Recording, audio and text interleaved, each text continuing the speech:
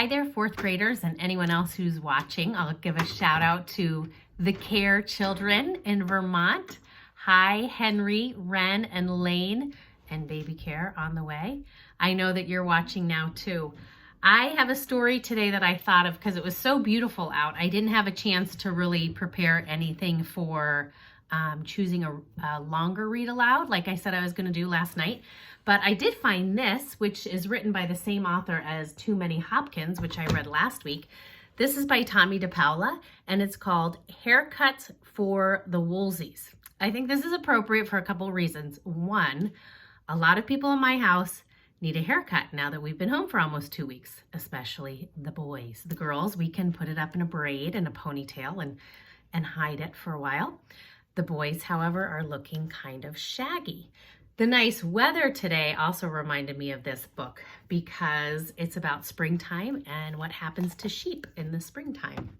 Haircuts for the Woolseys by Tomie DePaola. Winter was finally over at Fiddle-Dee-Dee Farms. The snow had melted and it was beginning to get warm outside. The Woolsey children couldn't wait to run and jump and play in the fields again. As soon as the mud dries up, said Mama. When will that be? Asked Mary and Tom and Tim. It won't be long, said Papa. It was like today. Today was so nice. We spent almost the whole day outside. Each day it was sunnier and a little warmer. Each day they looked for spring flowers to poke their heads up in the garden. And each day Mary and Tom and Tim made plans to build a kite to fly from the top of the hill. Then one day Papa said, "The sun is shining, the mud's all gone, and now you can play outside."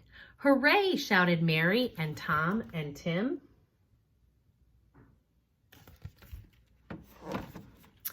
But first, it's time for spring haircuts, Papa told them. All winter long, the Woolseys' fleece had grown thick and curly. It kept them nice and warm in the snow, but in spring, everybody in the Woolseys family got haircuts. Clip, clip, clip, clip, clip, clip, clip, clip, clip. Spring was such a wonderful time of year. Look at them. They're so happy to have that wool off. It's probably a lot lighter to be rid of it. Do you remember at Ag Day when we got to feel the wool from the sheep and it had that lanolin on it, so it was a little oily and it was so thick but soft? But that very night, a cold wind blew down from the North Country. Ooh, the wind howled as it rushed around the house. Papa Woolsey made a big fire in the fireplace. Mama Woolsey made a fire in the kitchen stove. Granny Woolsey piled quilts on everyone's bed. Mary and Tom and Tim shivered and huddled in front of the fire. It was so cold. As the fires died down, everyone went to bed, except Granny. Oh, here she is. Look at everybody's tucked in bed, and Granny is sitting by the fire with her back to us. I wonder what she's up to. "Well, this is a surprise," said Papa Woolsey when they woke up the next morning and looked out Fiddle-Dee-Dee Farms, and guess what? What do you think happened overnight with the cold wind? The farm was white with snow. I, for one, hope that doesn't happen. And if it happens again, if we get snow, I want it to be enough so that we can go sledding in it. "It's too cold to go out today," said Mama, "especially with your haircuts," said Papa. "Oh no," cried the Woolsey children, "just when we could play outside again." "I wish we hadn't gotten those haircuts," said Mary. "Now we can't have any fun," said Tom and Tim. "Oh, yes, you can," said Granny.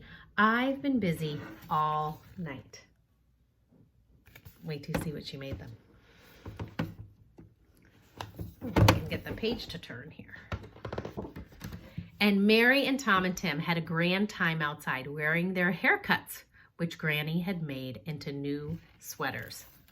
And there they are, outside in their cute little wool sweaters. The wool that was just shorn off them yesterday. And see this little guy? This little shepherd. I'll be reading some more Tomie DePaola books. He's in every Tomie DePaola book. Someplace in every book, he hides that little shepherd with the crook. I'm looking through the Woolseys to see if I can find it, or the other one, the Hopkins. But I read once that Tomie DePaola always puts, oh, he also always puts this little bird in his stories. That little guy. So if you're ever reading a little Tomie DePaola story, you should look for those little symbols. Although I'm not seeing that other guy. So I'm going to have to do some research and see if that's something I'm just imagining or not. Well, anyway, happy Thursday. Tomorrow's Friday. We have made it through 2 weeks of closure and more to come.